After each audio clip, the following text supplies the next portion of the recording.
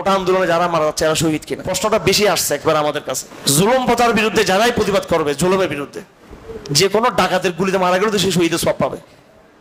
হ্যাঁ, সব পাবে। যে কোনো জালেমের জুলুম মারা গেলে শহীদ হবে সে। হ্যাঁ, বাকি এখানে নিয়তের ব্যাপার আছে। সর্বোত্তম শহীদ হলো হামজা ইবনে আব্দুল মুত্তালিব। কে? হামজা ইবনে আব্দুল মুত্তালিব। কার? রাসূলুল্লাহ হাদিস সর্বোত্তম শহীদ।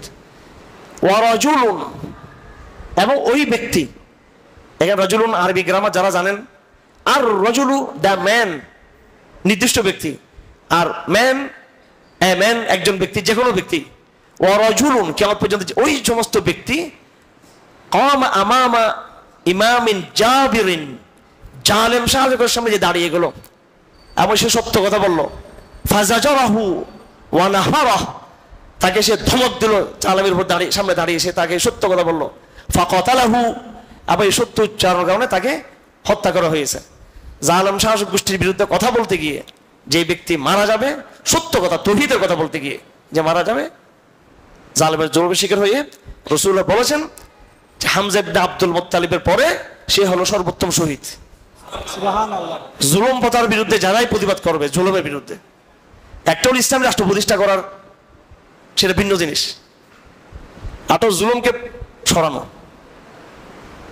এই সম্রাট কি নাম, এই বৌদ্ধ সম্রাট, অনেক ইনসাফগার ছিল সে। এইভাবে গ্রিকদের মধ্যে ইনসাফগার সম্রাট ছিল, অমুসলিম ছিল কিন্তু কি ছিল? ইনসাফ ছিল। অনেক দুনিয়াতে সম্রাটরা এসেছে যারা কাফের ছিল, অমুসলিম ছিল। হ্যাঁ, নূশিরমান ছিল। এরপরে আর ভারতবর্ষের পুরো অঞ্চলের যে হ্যাঁ সম্রাট অশোকের কথা, অশোক, হ্যাঁ বলা হয় আর কি ইতিহাসে।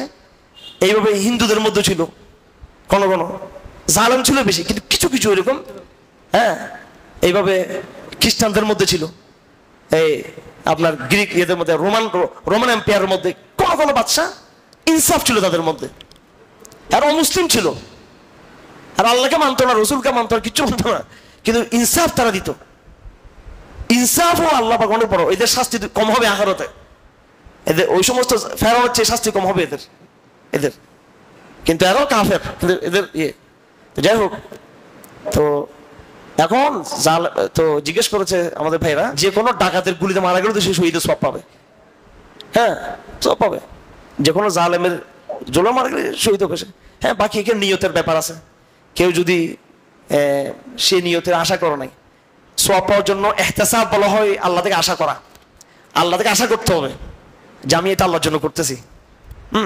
আপাতত বাহ্যিকভাবে আমরা শহীদ বলবো, কিন্তু ওদের উচিত হলো যারা ইহতিসাবের সাথে এটাকে একদম ন্যায়ের লড়াই মনে করে যারা এটা করেছে এবং আল্লাহকে সন্তুষ্ট করার জন্য, তার নিঃসন্দেহ শহীদ হবে। বাহ্যিকভাবে আমরা সবাইকে শহীদ বলবো, যারা মারা যাচ্ছে সবাই শহীদ হবে ইনশাআল্লাহ।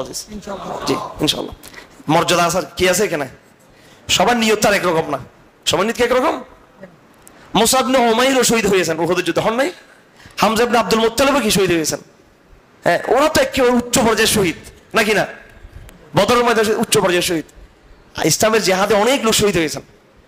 এমনও লোক শহীদ হয়েছেন রাসূলুল্লাহর সামনে। কার সামনে? রাসূলের সামনে। সবাই তাকে বীর হিসেবে তাকে কি করছে? প্রশংসা করতেছে। রাসূলুল্লাহ বলছে যে জাহান্নামে। সে কোথায়? জাহান্নামে। হ্যাঁ, কারণ সে আত্মহত্যা করছে। কি করছিল? সে আত্মহত্যা করছে। পরে দেখা গেছে আত্মহত্যা।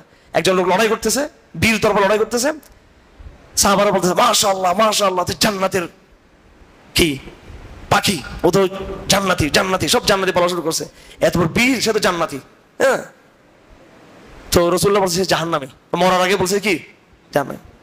তো পরে সে যুদ্ধে আহত হলো। আহত হওয়ার পরে সে হাত কেটে গেছে। পরে সে নিজেকে নিজে, হাদিসে আছে স্পষ্টভাবে, তরবারিকে বুকে দিয়ে কি করলো? আত্মহত্যা করলো। এই জন্য যারা সংগ্রাম করবে, তাদের মনে থাকতো সংগ্রাম করবে, লড়াই করবে, তাদের আল্লাহর জন্য হতে হবে এটা। হ্যাঁ, আমি বলার সময় সবাইকে আমি কি বলবো? বাহ্যিকভাবে যাদের রক্ত বের হচ্ছে, রক্তাক্ত হচ্ছে, যারা এইভাবে মজলুম হচ্ছে, কি হচ্ছে? মজলুম। কারণ এখানে দুটো পক্ষ, একদিকে নিরহ জনতা, আরেকদিকে বন্দুকধারী জালেম, এবং তাদের উপরে আছে হুকুমদাতা, তাদের উপরে আছে বৈশ্বিক শক্তি, একাধারে কতগুলো শক্তি এখানে, ঠিক কিনা? তো এ তো নিরীহ।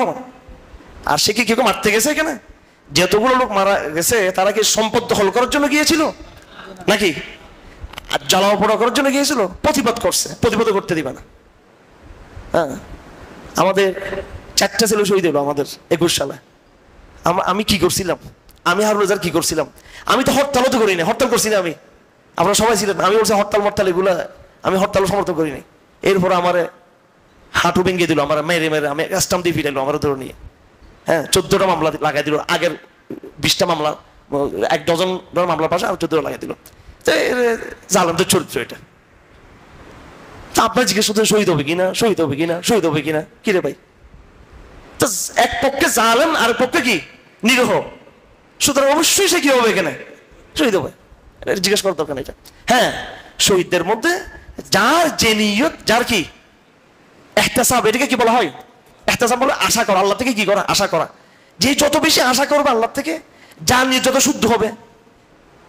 হ্যাঁ, কেউ যদি অধিকার জন্য লড়াই করে, মান কুতিলা দুনা মালি ফাহুয়া শাহীদুন, হ্যাঁ, ওয়া মান কুতিলা দুনা নাফসি ফাহুয়া শাহীদুন।